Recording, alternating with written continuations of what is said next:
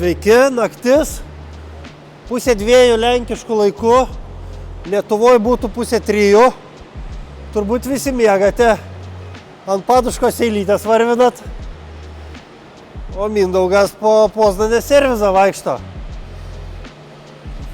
Labai džiugu, kad naktinė pamaina dirba, girdžiu, kaip ratai sukasi, varžtai sukasi, o čia matote skyrių, kur vyksta paruošimas pardavimui. Galiu pagirti Poznanę, kad jie ruošia labai daug puspriekabių pardavimui.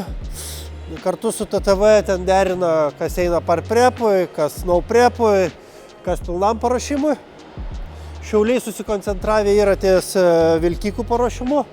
Ir labai džiugu irgi, kad yra priekyje plano. Ir matome, kaip yra DAFų paruošimas.